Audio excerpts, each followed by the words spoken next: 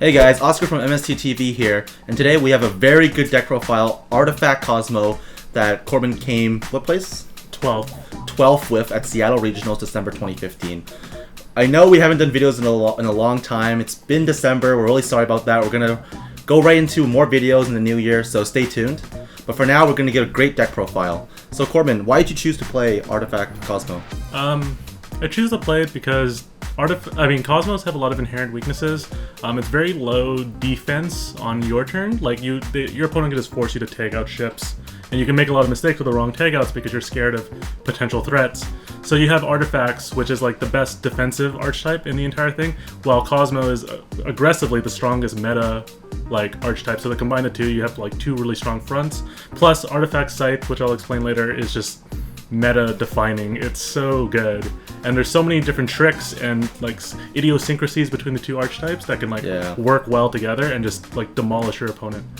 It's actually really good. When we were testing a lot, I was basically rolling every single Kozmo player that I played against with Pendulum Magician, and when he played this deck, it was absolutely destroyed me. Scythe is absolutely game changing.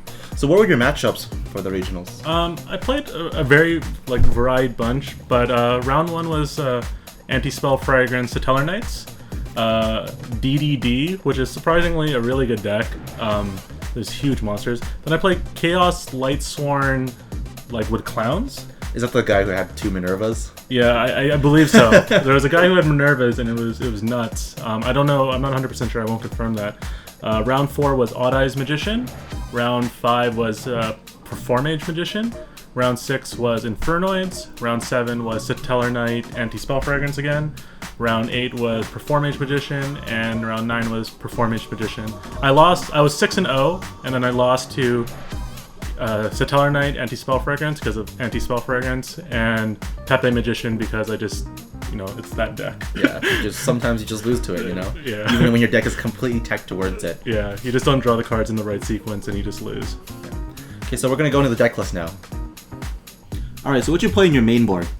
To start, I played this guy, Dark Destroyer.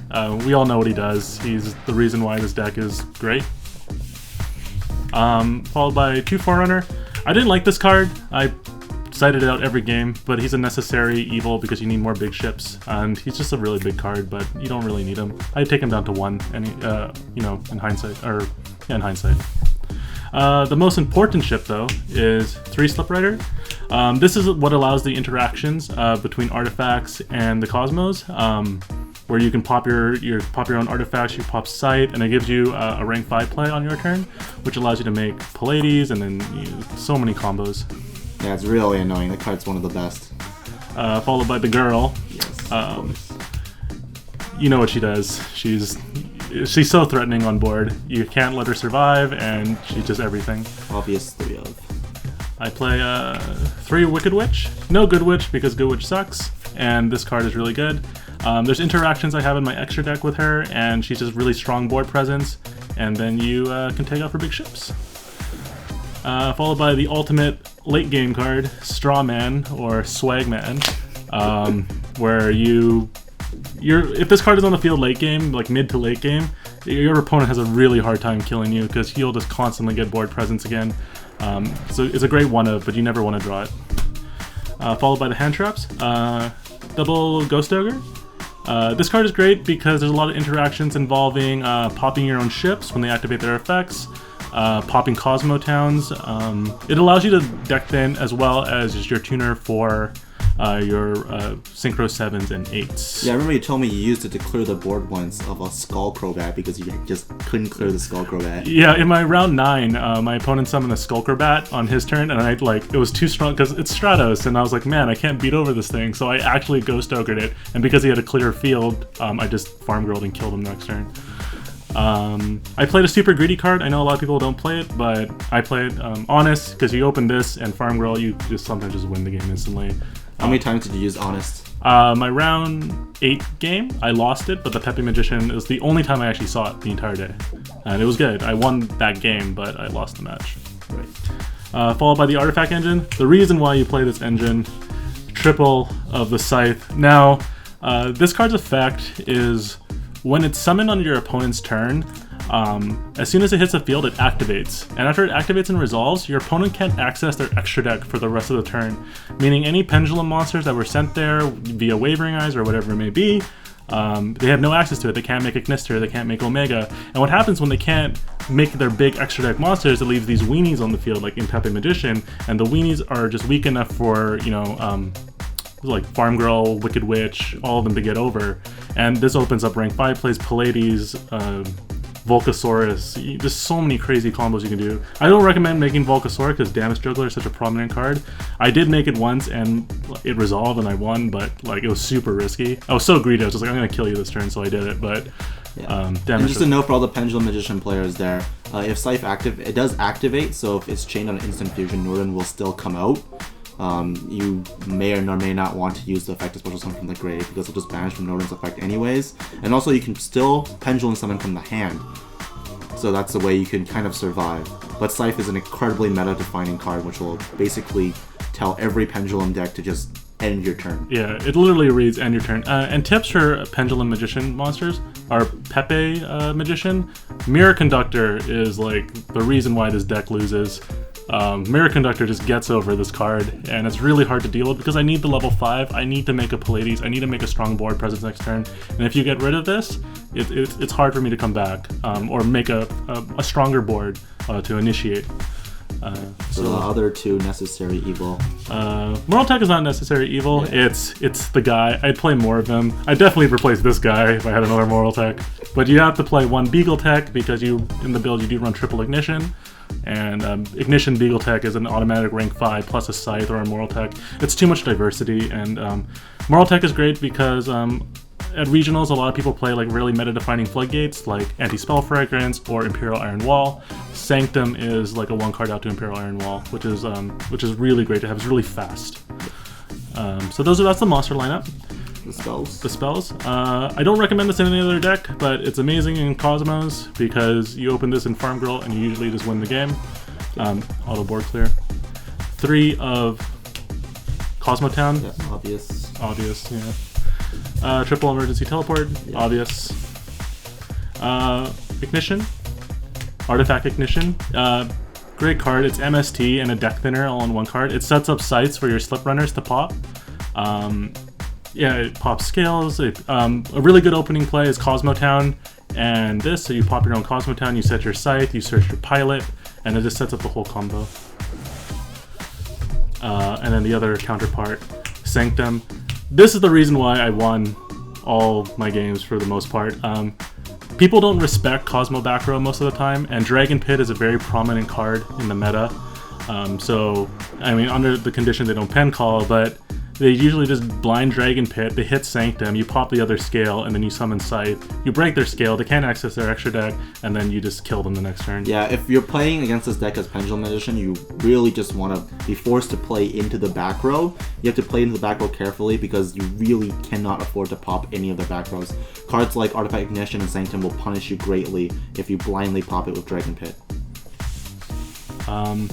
Now to make the deck even scarier, to hide with the artifacts, you play really meta-defining traps. So I just played triple time space. We all know why this card is good. It just punishes pendulum decks, punishes extra special summons. Great card this format. And then of course, I still believe it. It's the best trap of the format. Solemn Warning. It literally just can read end your opponent's turn. Right. Very good card. Okay. So now let's move on to the sideboard. Sideboard. I played 1 Cyber Dragon Core, never saw it, never cited it, I never played Kozmos, so there's no point. I played 2 Cyber Dragon. I did side Cyber Dragon in versus Satellar Knights. I just wanted a big body to hit with Alpha before I activated anything else. It's a really good card. Satellar Knights have a hard time getting over it, especially if you scythe it, and there is synergy with it being level 5 with the artifact monsters. Yeah. Followed by 2 of my favorite card of all time, Majesty's Fiend. The card just game text just simplifies the game state to like, can you beat over this? That's what it should read, and it punishes a lot of weak weenie decks like Pepe Magician and other rogue decks. My favorite card in the side, last minute side in with the group of friends we went down with. Amazing out to Dark Destroyer, amazing out to Trapeze Magician. Grand Mole is the answer to Trapeze Magician, which is like the most annoying card. So many times I had a Grand Mole and an E-Telly. You just hit the Trapeze Magician, then you E-Telly the Farm Girl, and you win the game. Yeah, if you didn't know, Trapeze Magician is a huge problem against this deck. It's basically 5 blocks with it. So they were just thinking of ways to get out of it. And the next card is also a note to it. Yep. To complement all the artifacts, the Slip Riders, and the Majesty's Fiend, you run Monarch Stormforth. A lot of Kozmo builds actually main Stormforth. It's a great card. It outs any problem. Magical Spring. It's a very meta-relevant card. With Brilliant Fusion, Peppy Magicians, and Wavering Eyes and Scales, you can potentially +3 off it and lock your opponent in. If they go Luster Plush and you Magical Spring, they're locked in with that 2/5 scale for 2 turns, and at that point, Kozmo can just kill you. What's the most cards you've drawn for Magical Spring? I played the DDD guy I played in round 2, did his whole, all the DD cards are like face-up spells or traps, and when he did the Human Resources thing, I drew 4. And discarded 1. Ooh. And then he was just like, well, I guess I lose. And I was like, yep, you're dead. And that was it. It was amazing. It's a great card. Cited in every Pepe Odd Eyes match. It's so good. It's really good with Sky Iris too. Because Sky Iris, they have to play it as 3 cards of you. It's +2. Yeah. My personal tech for the day, I wanted something super greedy. 2 Mistaken Arrest. The thing about this deck, your opponent doesn't know to let you go first or second, because if you let you go first, you can set up your artifact stuff. If they let you go second, you can do Kozmo shenanigans because you have your battle phase. So I chose something because they always let me go first. So if I side Mistaken Arrest, I just wanted to like ultra punish pen call. They pen call, and then you Mistaken Arrest, you usually just win the game because they neg-2'd. Yeah, they negged a lot. And then I played Floodgates, I played Skill Drain, and Macro. Super handy versus the Lightsworn guy I played. I drew a game 3 and I just killed him. And Skill Drain because it's a very good Floodgate that Dark Destroyer. This and Dark Destroyer is a very strong combo. And then the 1-of, I just played 1 Typhoon.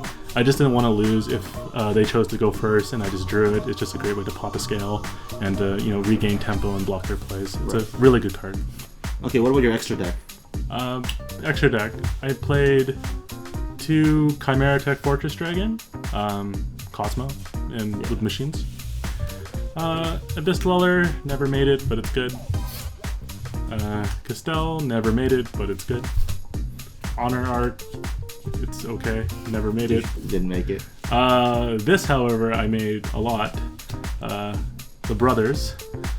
Ptolemy's, I think, is ridiculously good. And then this is the Detach, or you can use it against Infernoids or any mill deck.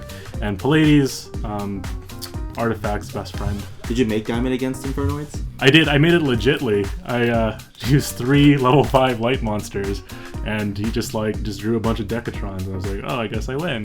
But it was funny. I just had Sanctums and Time Spaces and Warnings, and I just made sure he had no play. Ended the board with a Beagle Tech, a Moral Tech, and a Scythe. And on his turn, I just made Diamond, and I just won the game after that. It was just like him. First time Diamond has ever been made legitimately. Yeah. I made this a lot to make Pallades. Yeah. Okay. 1 Volcasaurus. It enables OTKs. It's very powerful. Artifact Durendal is a crazy good card in this deck. You can set up positions which are either a Slip Runner and your artifacts, and just have Durendal with a Kozmo Town or like a Scythe in your back row. And it like automatically magnets to like the Scythe because they don't want to pop the Kozmo Town, then they pop the Scythe, and you negate an instant fusion at the same time, you pop the Scythe, and then you just can't play anymore for the turn. It's a very good card in this deck. Yeah, this card's incredibly annoying. Actually, for Pendulum Magician players, just a tip if you want to get over it, if you have an established scale, you can just Pendulum and then make Trapeze Magician, just run it over. They can't respond to anything of that. Gaia Charger, because you need to overlay when your level 5s are out of material, or your rank 5s. And the synchros that I made more than all of them. So I made Yazi. I played a Odd Eyes Magician player who had a Magispector Unicorn. He'd let me just Ghost Ogre out and make a level 7, thinking that he can punish me. But I played Yazi, and I just made it, and he's like, oh, I can't do anything. And I just ran over Unicorn. It was great. Black Rose, I made it once, but it's just for a board clear. Stardust, very good card. Stops Wisdom Eye.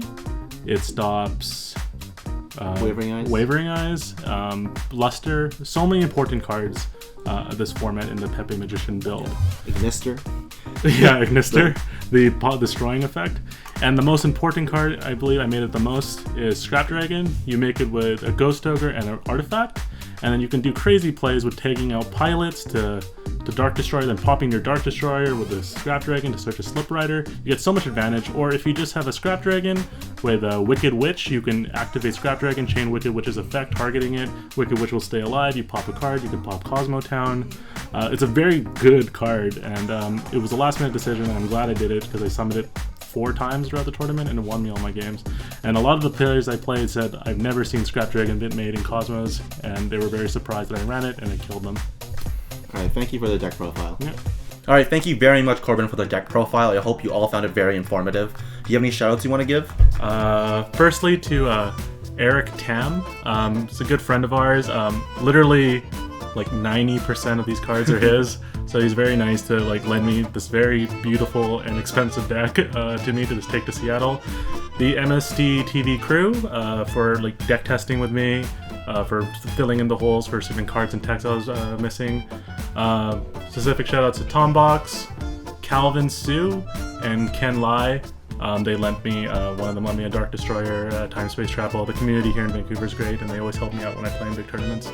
So yeah, thank you to you guys. Alright, thank you very much, Corbin. And remember to hold on to your MST.TV.